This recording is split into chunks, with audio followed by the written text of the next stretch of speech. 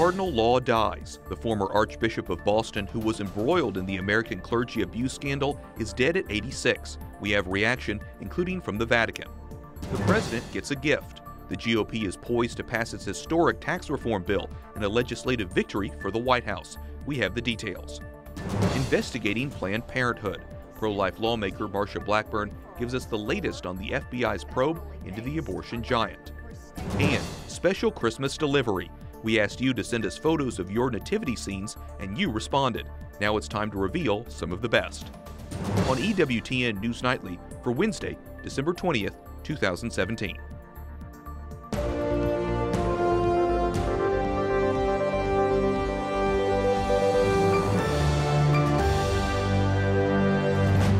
Good evening from Washington, D.C., and thank you for joining us for news from a Catholic perspective. I'm Wyatt Goolsby, in for Lauren Ashburn. Our top story tonight, the death of Cardinal Bernard Law, the former Archbishop of Boston, the nation's fourth largest archdiocese. Law's career ended with his resignation after revelations he failed to prevent clergy sex abuse in the archdiocese. Law, who was recently sick and hospitalized, died in Rome at the age of 86.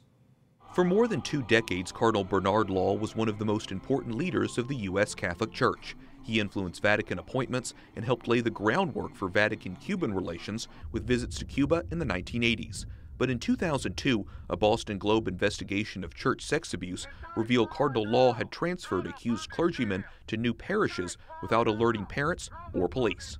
Please know that as long as I am in a position to do so, I will work tirelessly to address this crisis and to underscore its severity. This is a wake-up call for the Church. He resigned later that year.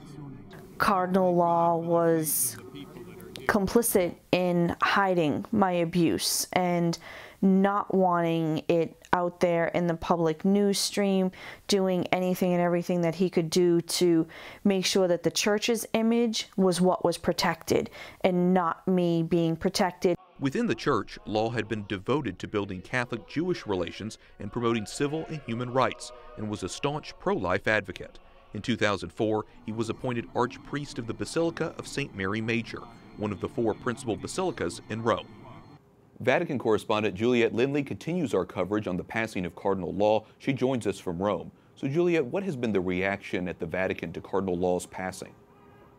Wyatt, this morning at around 6:30 a.m. Rome time, the Vatican put out a press statement confirming that Cardinal Law had passed away at a hospital in Rome. He had been suffering from a congenital heart disease. Now, later in the morning, the Pope sent a telegram to the head of the College of Cardinals, Angelo Sodano, expressing his condolences and saying that he was praying for his soul. Now, the pontiff made no reference to his role as Archbishop of Boston between 1984 and 2002, when the cardinal resigned amid revelations that he had failed to protect children from abuse by clergy members. So what had Cardinal Law been doing for the last 13 years or so in Rome? So he came to Rome in 2004, and Pope John Paul II appointed him, made him the Archpriest of the Basilica di Santa Maria Maggiore, St. Mary Major, which is one of the 4 key basilicas here in Rome. And it was a move that raised a few eyebrows, particularly amongst advocates of victims who saw it as a bit of a soft landing for the cardinal. Have any funeral details been announced yet at this point? Indeed, Wyatt, tomorrow at 3:30 Rome time, the funeral for Cardinal Law will take place here at the Vatican in St. Peter's Basilica. Pope Francis is due to preside over the funeral rites, while Cardinal Sodano will be the main celebrant. Now, Cardinal Law is expected to be buried in Rome, but the location hasn't been disclosed, although the usual practice would be that he would be buried at St. Mary Major. Okay, Juliet. So Pope Francis is still dealing with, of course, the aftermath of the sex abuse scandal. What is he and the Vatican doing to address sex abuse? 15 years on, the questions of holding bishops accountable for their failures to protect children is still a pressing issue for the Church. And Pope Francis has promised to go after negligent bishops, but he has shied away from the creation of a Vatican tribunal to prosecute them. Now, on the side of the victims, the Vatican created in 2014 the Commission for the Protection of Minors. Its mandate has just been renewed. It included victims and survivors of the abuse, but one resigned, one took a leave of absence, and although the mandate has just been renewed, we do not know if and how many survivors will be included in the new lineup, although it is on Pope Francis's desk as we speak. Wyatt? Juliet Lindley, EWTN News Nightly Vatican correspondent. Thanks, Juliet. Thank you.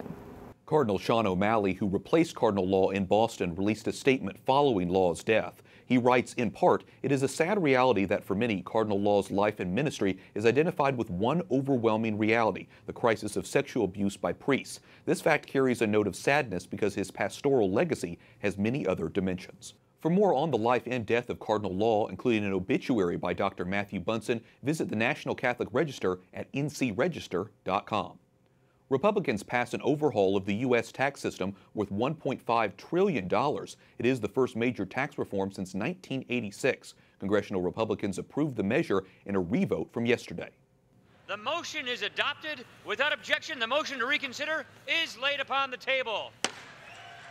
The Senate passed the bill early Wednesday morning. It gives an important legislative win to President Trump. Democrats say the bill favors the wealthy and big corporations, but the GOP says it will help the middle class. On Twitter, the president says he expects, quote, many more victories. President Trump praises Congress for using the tax bill to repeal a key piece of Obamacare. This represents his first big legislative victory, but the American bishops are calling it problematic. White House correspondent Mark Irons reports. Good evening, Mark. Good evening, Wyatt. The president campaigned on a promise to repeal and replace Obamacare. He came up short of the votes in a failed health care bill earlier this year, but now with the passage of tax reform, he claims he's keeping his end of the bargain. Not only do we have massive tax cuts and tax reform, we have essentially repealed Obamacare.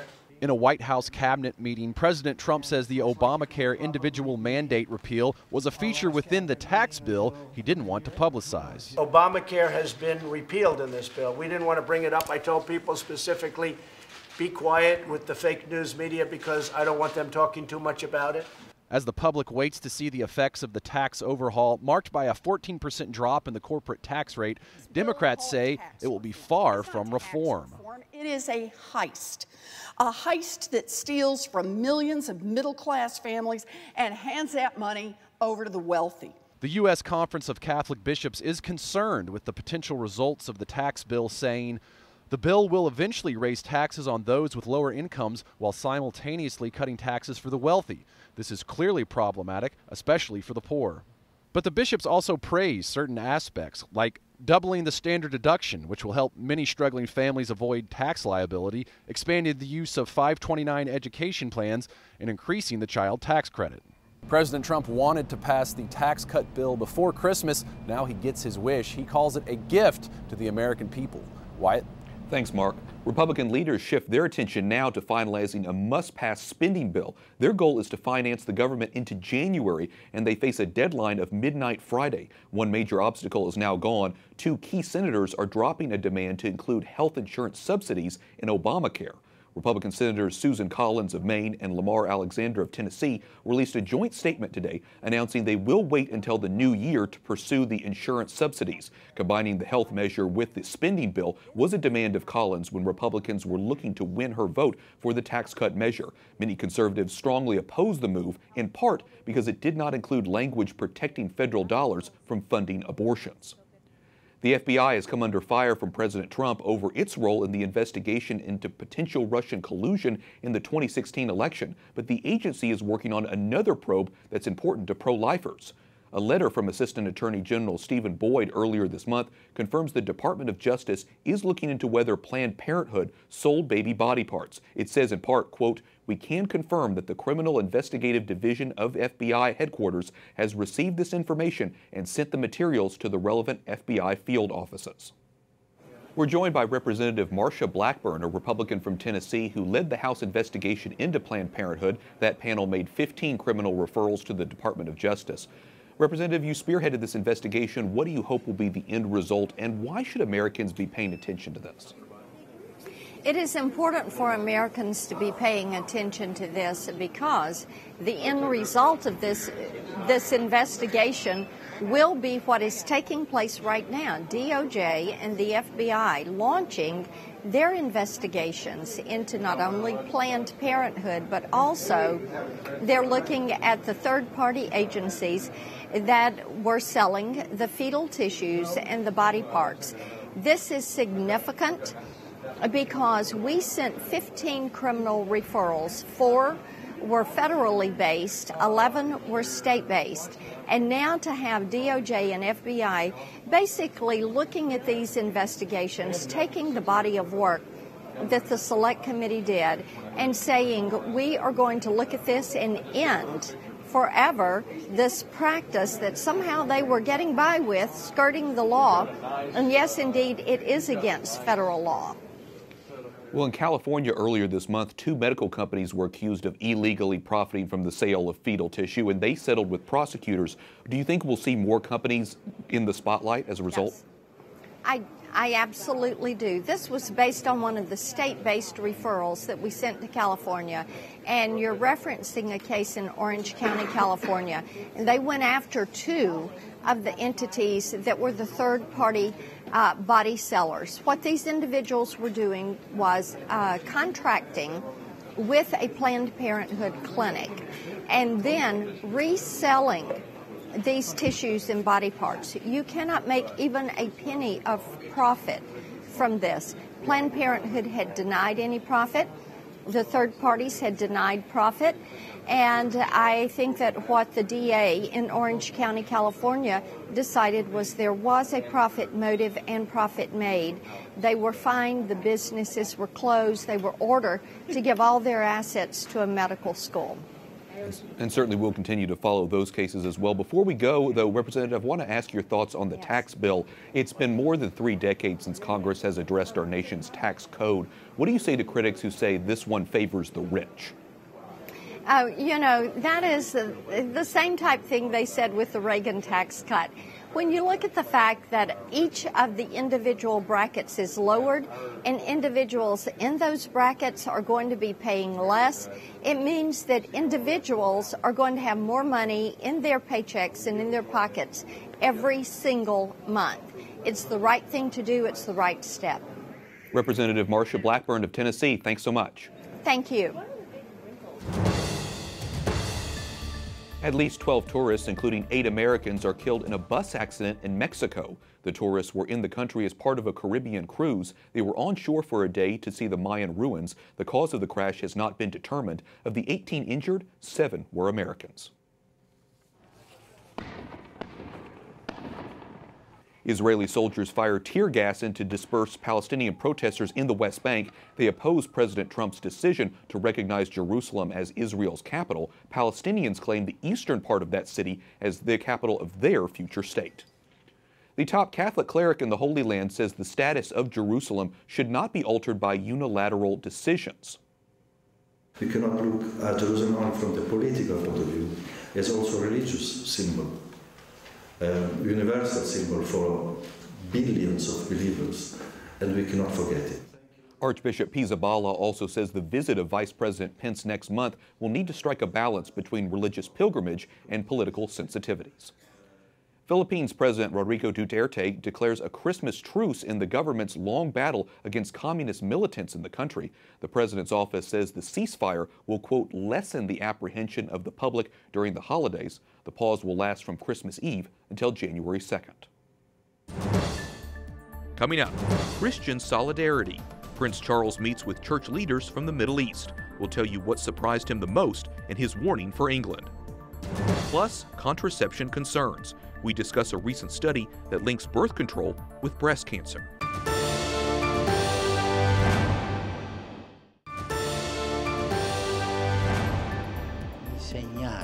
Ai bambini. Pope Francis says the Mass is an encounter of love with Christ. At his weekly meeting with pilgrims and tourists, the Holy Father said the faithful should arrive early so we can prepare our heart for this sacred rite. Welcome back. I'm Wyatt Goolsby, in for Lauren Ashburn. Prince Charles says he's, quote, profoundly shocked to hear the persecution of Christians has endured in the Middle East and around the world. The prince was speaking at a prayer service hosted by the Melkite Greek Catholic Church. He also says, quote, "It is heartbreaking beyond words to see just how much pain and suffering is being endured by Christians in this day and age simply because of their faith." Scientists may have found a link between birth control and some very dangerous side effects. Two recent studies from Denmark suggest using birth control leads to higher rates of breast cancer and a nearly 3 times higher chance of suicide. The research was published in the New England Journal of Medicine and the American Journal of Psychiatry. We're joined by Kelsey Harkness, who wrote about the study in the conservative publication The Federalist, where she's a contributor. So, Kelsey, how does this link between hormonal birth control and suicide go unnoticed for so long? To tell you the truth, Wyatt, I'm not sure the link has gone unnoticed if you talk to women. Women who are using hormonal birth control know it's sort of an open secret that there's these side effects such as depression and mental illness. Perhaps we didn't know how serious they were, that they're actually causing a 3 times chance for women and teenagers to be committing suicide if they're using hormonal birth control. But this study looked at over 1 million women. So this isn't some little study that can or should be ignored. This is really important information for women to know to really make informed decisions about their reproductive health. Sure, very eye-opening. That was just one of the studies. The other one links birth control actually to breast cancer. So I guess there are other factors here that could cause the disease. Why is this study so important? Well, this was a very small but increased risk between breast cancer and hormonal birth control. And that increased risk is important for women, specifically older women who are maybe using IUDs, to know about, because older women, we know, already have an increased risk of breast cancer. So if we're talking about the suicide study, that's important for teenagers to know about, because teenagers are at a higher risk for suicide. And then when you add hormones to it with what they're already going through socially, that is an important thing to be aware about, that if you're having thoughts of depression or suicide, maybe you need to think about switching your birth control or going off of it. When it comes to breast cancer, it's older women who should be more alarmed, who are already at increased risk of breast cancer, because we know in the United States 1 in every 8 women will experience breast cancer in her lifetime. Let me ask you, because you're a conservative journalist, you say it's time to stop mocking conservatives, start listening to these types of studies. Is science starting to prove conservatives true? I think for decades, conservatives, people of faith, have been mocked for being concerned or hesitant about hormonal birth control and whether or not it's good for our bodies. And it seems we've been kind of laughed off by the liberal media, by groups like Planned Parenthood, who profit off of prescribing women and teenagers birth control. But study by study, conservatives are being proven right that there are very serious sides of hormonal birth control that need to be researched more. My big question is, hormonal birth control has been around since 1960. Why are we only finding out about these very serious side effects now? Really quickly, I want to ask you, how do you think this will empower women? These studies will empower women, noting the fact that some media outlets might present it as the opposite. Well, groups like Planned Parenthood say they are the #1 destination, the #1 resource for women's reproductive health, education, and information. They've been silent on all of these studies. A lot of the mainstream media has been silent on these studies. And again, these studies were published in places like the New England Journal of Medicine. These are not partisan studies. These are studies of over 1 million women. If we really want to empower women and teenage girls, then we need to empower them with the knowledge and information they need to make informed and good decisions about their reproductive health and what they're putting into their bodies. Kelsey Harkness, contributor at The Federalist. Thanks so much for talking with us about it. Thank you, Wyatt. Up next, losing streak. Sports giant ESPN is rocked by the resignation of its president. We discuss the network's recent problems and what it means for the industry. Plus, a Christmas story. A look at the best nativity scenes sent in by you.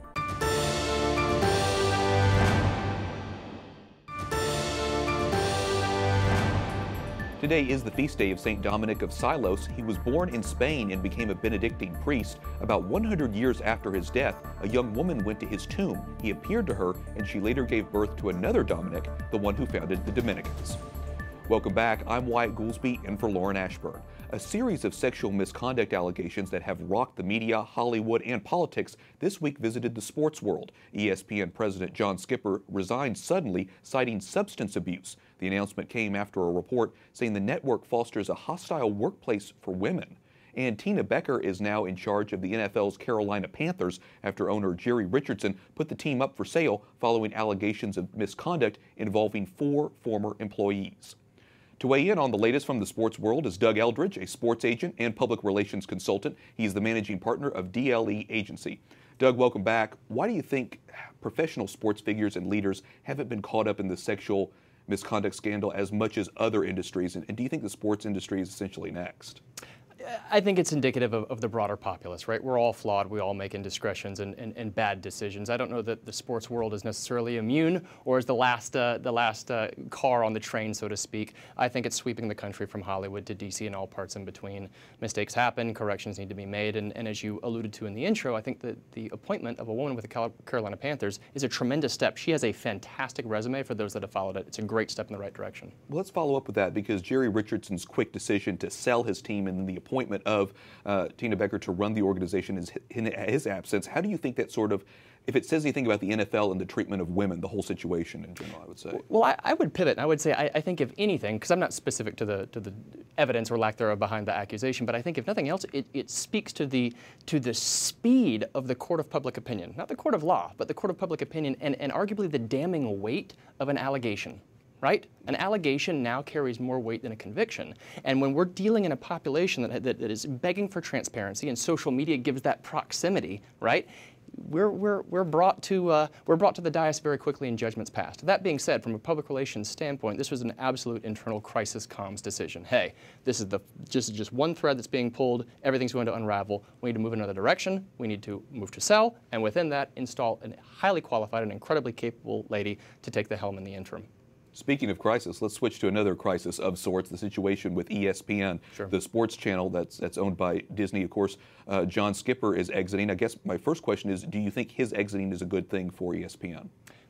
First of all, I think you have to separate the issue. Okay. Because addiction in all forms is a very serious illness, impacting not only the person battling it, but also the family members they're supporting. So number one, my prayers go to Mr. Skipper and his family. Mm-hmm. But number two, the bigger issue for ESPN does not either begin nor end with Mr. Skipper. Mm-hmm. Rather, it's the slow death and relevance of SportsCenter. It's how to monetize the transition to digital and streaming content. And number three, Wyatt, it's how do you get, let alone keep, the attention of the fragmented millennial consumer base. So that's the bigger issue for ESPN. So it's not so much as people aren't watching sports, it's about specifically that avenue, ESPN, in order to watch it. Absolutely, and we're going to see the same thing in years moving forward with just watching NFL games. No longer will it be the family surrounding the TV set. It'll be watching it from your tablet, watching it from your phone at a red light. It's about mobile consumption, and that's really the direction that the league's going, that we're seeing that in sports. Eventually, and I can't believe that I'm saying this, but eventually we're going to see the demise of the movie theater, because we're no longer going to be crowded into an individual location. It's about consumption on individualized terms, whether on the entertainment side, on the sports side, or even why Amazon is crushing it with holiday ordering sales, because people don't go to brick and mortar malls. So much is changing in so many industries. Doug Eldridge, managing partner for the DLE Agency, thanks so much for talking with us. Thank you for having me. Finally tonight, we want to share more pictures that you sent to us on Facebook of your nativity scenes. The first one is from Elizabeth Stoltz showing her creche her son-in-law Robbie made by hand. Very nice one there. Mary Seigan shared one made by Deacon Paul Seigan, who she says will be ordained within the next year. And check out this one. I like this one, the unique Japanese Christmas creche sent to us by Andrew Butler. And finally, Brianna Catherman says this one is her parents' Native American nativity scene. As always, we thank you for your submissions.